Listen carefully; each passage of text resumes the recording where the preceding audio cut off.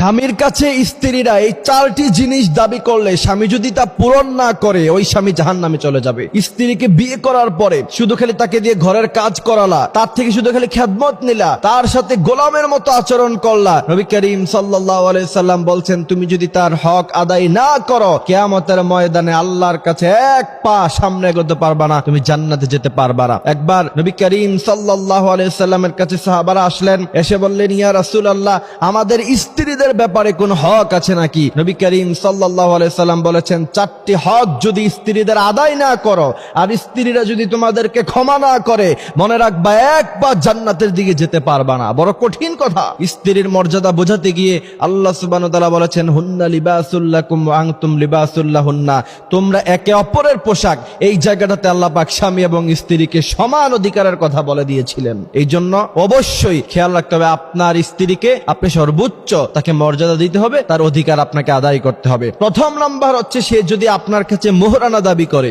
অবশ্যই আপনাকে মোহরানা দিতে হবে। এবার আপনি বলবেন যে হুজুর যদি মোহরানা দেওয়ার মতো ক্ষমতা না থাকে, মোহরানা দেওয়ার মতো ক্ষমতা না থাকলে আপনি বিয়ে করছেন কেন? আপনাকে বিয়ে করতে কে বলেছে? আপনার স্ত্রী যদি আপনার কাছে মোহরানা দাবি করে অবশ্যই আপনি তাকে মোহরানা বুঝিয়ে দিতে হবে, আর না হলে আল্লাহর কাছে আপনাকে তার জন্য জবাবদিহিতা করতে হবে। এই জায়গাতে এসে আপনার কাছে যদি একান্তভাবে মোহরানা দেওয়ার মতো সক্ষমতা সেই সম্পদ যদি আপনার কাছে না থাকে তাহলে আপনি বেশি থেকে বেশি যেটা করতে পারেন অত্যন্ত বড় নম্র ভাষায় তার থেকে আপনি ক্ষমা চেয়ে নিতে পারেন। তবে কোন স্ত্রী যদি ক্ষমা না করে আপনি কিন্তু কোনোদিন ক্ষমা পাবেন না। এই জন্য তাকে ভালোবাসা দিয়ে আদর দিয়ে তার থেকে আপনি ক্ষমা চেয়ে নিতে পারেন। তবে আপনার যদি সামর্থ্য থাকে সম্পদ থাকে এরপরেও যদি আপনি তার কাছে ক্ষমা চাইতে যান তাহলে সে কিন্তু ক্ষমা না করলে কোনোভাবে আল্লাহর কাছে আপনি কোনোদিন পার পাবেন না। অবশ্যই আপনাকে মোহরানা আদায় করতে হবে। এরপরে নবী করিম সাল্লাল্লাহু আলাইহি ওয়াসাল্লাম বলেছেন দ্বিতীয় নাম্বার স্ত্রীর হক হলো তা যদি তোমরা আদায় না করো কিয়ামতের মাঠে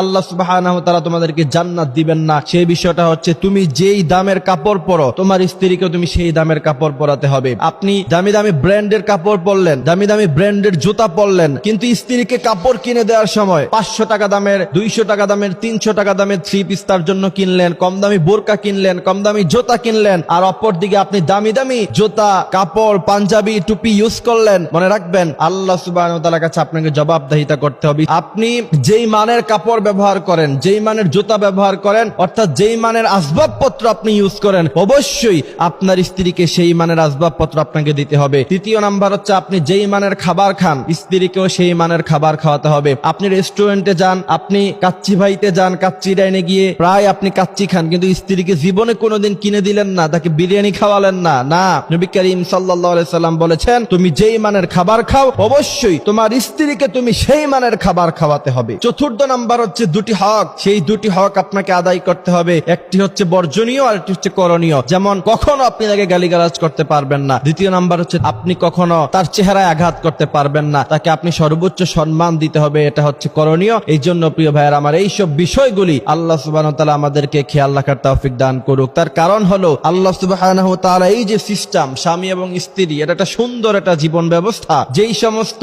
জাতিগোষ্ঠীর লোকেরা বিয়েতে অভ্যস্ত না, দিন শেষে এদের বয়স যখন অনেক হয়ে যায় 40-50 হতাশায় ভুগে শেষ পর্যন্ত তারা আত্মহত্যা করে। যারা বিয়ে করে এরা যখন বৃদ্ধ হয়, ছেলে সন্তান হয় তাদের, তখন সম্পর্কটা সুন্দর হয়, তাদের জীবনটা বড় সুন্দর হয়। এই জন্য আল্লাহ সুবহানাহু ওয়া তাআলা বলেছেন ওয়াশিরুহুন্না বিল মা'রুফ, তুমি তোমার স্ত্রীদের সাথে সৎ আচরণ করো।